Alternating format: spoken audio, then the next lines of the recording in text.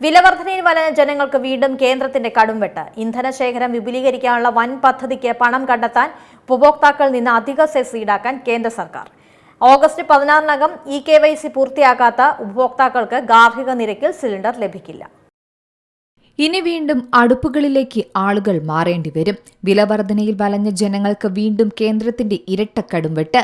അതെ, biometric Aadhaar EKYC August 16-നകം പൂർത്തിയാക്കിയില്ലെങ്കിൽ ഉടൻ പണി കിട്ടും. അത് ഉറപ്പിച്ചോളൂ.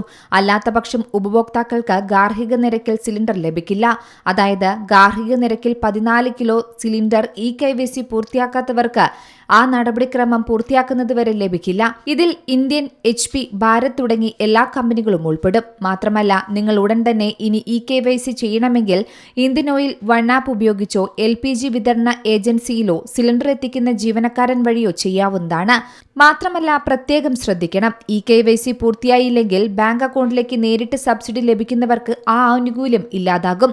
ഇതുമായി ബന്ധപ്പെട്ട് മുന്നറിയിപ്പ് ഉജ്ജ്വല യോജന ഗുണഭോക്താക്കൾക്കും സാധാരണ ഗാർഹിക ഉപയോക്താക്കൾക്കും കിട്ടിയിട്ടുണ്ട്. കേന്ദ്ര സർക്കാർ 2024-ലാണ് ഗ്യാസ് സിലിണ്ടർ ലഭിക്കാൻ EKYC പൂർത്തിയാക്കണമെന്ന് ആദ്യമായി ഉത്തരവിറക്കിയത്. എന്നാൽ ഇത് അന്ന് നിർബന്ധമല്ലായിരുന്നു.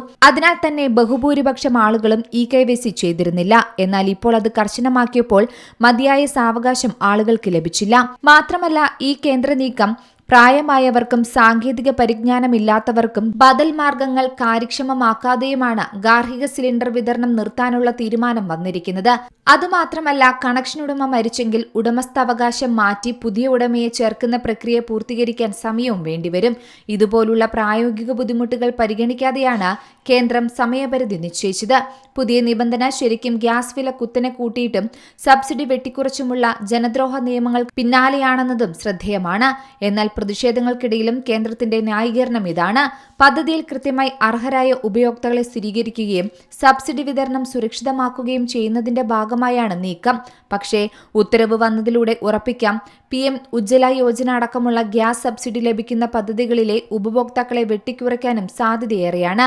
ഇപ്പോൾ EKYC പൂർത്തിയാക്കിയവർക്ക് മാത്രമാണ് നിലവിൽ സബ്സിഡി ലഭിക്കുന്നത്. ഇതുമാത്രമല്ല, ഇപ്പോൾ ഇതാ പാചക പ്രകൃതിവാതക ഇന്ധനശേഖരം വിപുലീകരിക്കാനുള്ള വൻ പദ്ധതിക്ക് കേന്ദ്ര സർക്കാർ തയ്യാറെടുക്കുന്നു. ഇതുമായി ബന്ധപ്പെട്ട് പണം കണ്ടെത്താൻ ഉപഭോക്താക്കളിൽ നിന്ന് അധിക സെസ് ഈടാക്കാൻ കമ്പനി ആലോചിക്കുന്നതായി സൂചന.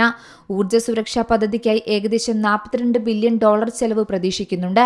ഇപ്പോൾ തുടരുന്ന യുദ്ധ പശ്ചാത്തലങ്ങളുടെ ഭാഗമായി ദീർഘകാല ഇന്ധന സുരക്ഷ ഉറപ്പാക്കാൻ വേണ്ടിയാണ് നീക്കം. പ്രത്യേകിച്ച് ക്രൂഡ് ഓയിൽ, LPG, LNG എന്നിവയുടെ കരുതൽ ശേഖരം കൂട്ടുകയാണ് ലക്ഷ്യമിടുന്നത്. ഇങ്ങനെ സംഭവിച്ചാൽ ഇപ്പോഴുള്ള വിലയിൽ നിന്ന് സിലിണ്ടറിന് 18 രൂപയിലേറെ കൂടും. അങ്ങനെ ചെറിയ തുക അധിക സെസ് ഏർപ്പെടുത്തി പ്രത്യേക ഫണ്ട് രൂപീകരിക്കുകയാണ് സർക്കാർ ലക്ഷ്യമിടുന്നത്. പ്രതിവർഷം ഇതിലൂടെ 14,233 കോടി രൂപ സ്വരൂപിക്കാൻ സാധിക്കും. പക്ഷേ ഈ മാറ്റം ഉപഭോക്താക്കൾക്ക് അമിത ഭാരമാകും. കാരണം ഗാർഹിക ആവശ്യത്തിന് ഉപയോഗിക്കുന്ന പാചകവാതക സിലിണ്ടറിന് ഒറ്റയടിക്ക് 18 രൂപയിലേറെ കൂടുന്നത് സാധാരണക്കാരുടെ ബഡ്ജറ്റ് തകർക്കും. News desk Zee Malayalam news. ഏറ്റവും പുതിയ വാർത്തകളും വിശേഷങ്ങളും വിരൽ തുമ്പിലറിയാൻ സീ മലയാളം ന്യൂസ് എല്ലാ ഡിജിറ്റൽ പ്ലാറ്റ്ഫോമുകളിലും ലഭ്യം.